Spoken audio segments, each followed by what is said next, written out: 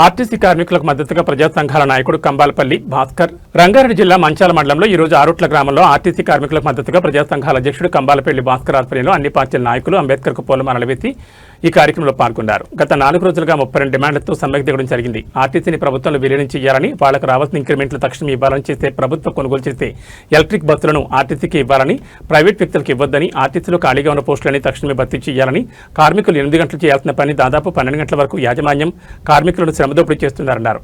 కార్మికులకు అదనంగా 1 గంట పని చేపిస్తే వాళ్ళకి ఓటీ డబ్బులు ఇవ్వాలి. గవర్నమెంట్లో ఏ రకమైన అటువంటి వస్తువులు ఉన్నాయో ఆర్టీసీ కార్మికులకు వర్తింపు చేయాలి. ప్రభుత్వం ఎన్నికల కంటే ముందు మేనిఫెస్టోలో చెప్పిన విధంగా కార్మికులకు యూనియన్ ఏర్పాటు చేసుకునే హక్కును ఇవ్వాలి. తక్షణమే ఆర్టీసీ కార్మికుల చేత ప్రభుత్వం చర్చలు జరిపిన డిమాండ్లను పరిష్కరించాలని కోరుతున్నామన్నారు. ఇందులో ఎండీ సలాం, మాజీ ఎంపీటీసీ చీరాల రమేష్, మ్యాజిక్ ఆప్షన్ సభ్యులు ఎండీ యూసఫ్ అలీ, కాంగ్రెస్ పార్టీ కార్యదర్శి చందం శ్రీశైలం, ప్రజాగాళం భూపాల్, మాజీ ఉప sarpanch Jangaiah, Gudimalli Chandraiah, CPM party Baddu Vijay, DSP ward member Shravan, A Suresh, Anangal Paramesh, Pujari Ramesh, Ravula Chandraiah, Manku Vinod, Kambalapalli Buggaramulu, MD Gulabbai, Janardhan Reddy, RTC కార్మికులు L Ganesh, A Devaraj, P Buggaramulu, V Jangaiah, CH Krishna, Boyipalli Jangaiah, Bandakadi Jangaiah, D Jangaiah, R Yadagiri, CH Venkatesh, B Ilaiah, Ajmat, B Beerappa, M Shekar, Nagaraju తదితరులు పాల్గొన్నారు.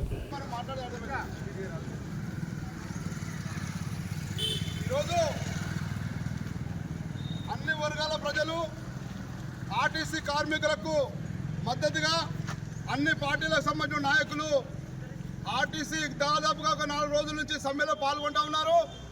ఈ సమ్మెలో పాల్గొన్నటువంటి ఆర్టీసీ డ్రైవర్లు, కండక్టర్లు ఎవరైతే ఉన్నారో వాళ్ళందరికీ సంపూర్ణమైనటువంటి ప్రజల నుంచి మద్దతు ప్రకటిస్తూ ఉన్నాం. ప్రభుత్వాలు మొన్న ఎన్నికల ముందు ఏదైతే మేనిఫెస్టోలో ఆర్టీసీ కార్మికులకు సంబంధించిన ప్రభుత్వం విలీనం చేస్తామని చెప్పని, ఆర్టీసీ కార్మికులకు యూనియన్ కల్పించుకునే హక్కులు ఇస్తామని అనేక రకాలుగా చెప్పడం జరిగింది. మరి ఆర్టీసీ కార్మికులు గొంతమ్మ కోరికలేం కాదు.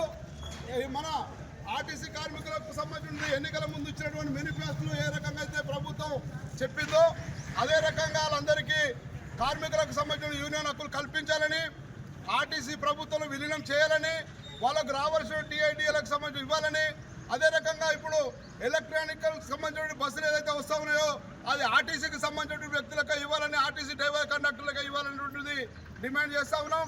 ఒకటేంటంటే ప్రభుత్వం సంబంధించి అన్ని రకాలుగా మేము ప్రజాపాలన ప్రభుత్వం అన్ని రకాలుగా 1 by 1గా చేసుకుంటూ పోతామని చెప్పి అన్నటువంటి ముఖ్యమంత్రి రేవంత్ రెడ్డి గారు, మరి లక్షల మంది ఈరోజు ట్రావెల్లో ఆర్టీసీ బస్సులలో ట్రావెల్ జరుగుతూ ఉంటారు.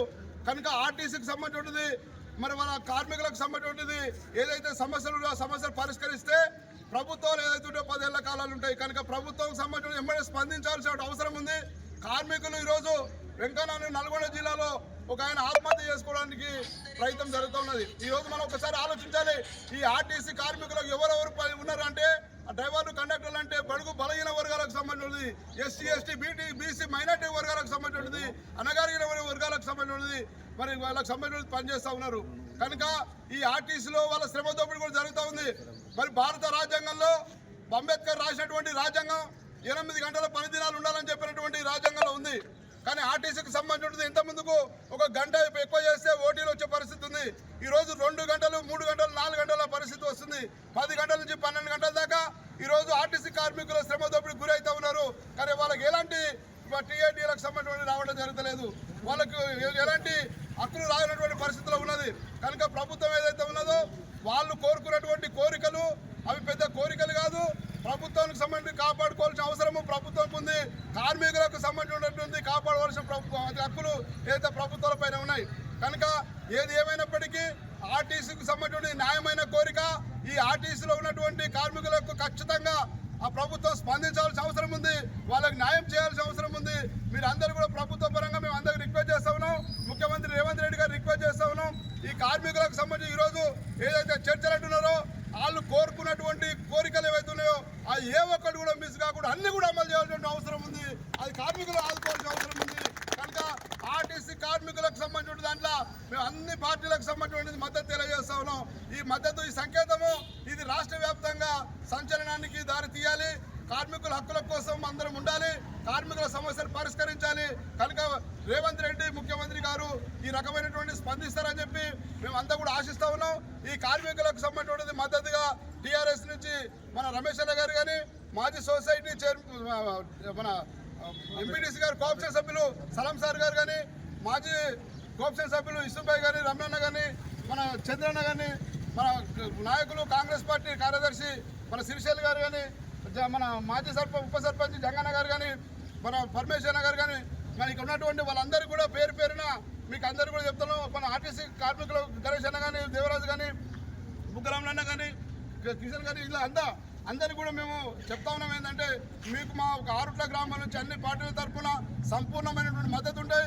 మీ ఏ రకమైనటువంటి కార్యక్రమం వచ్చినా మీతో పాటు మేము ఉంటామని చెప్పి మేము అందరం కూడా మేము వేరు కాదు, మనమంతా ఒకటే, కార్మికుల కర్షకుల ఐక్యత వర్ధిల్లడం కోసము మేమంతా మీ ఎంబడి ఉంటామని చెప్పి, మీకు న్యాయం జరిగేంత వరకు మీ ఎన్నట్టు మేము ఉంటామని చెప్పి మేము ఈ సందర్భంగా మీకు అందరికి తెలియజేస్తూ, ఆర్టీసీల ఐక్యత విలీనం చేయాలి ప్రభుత్వంలో, ఆర్టీసీని విలీనం చేయాలి.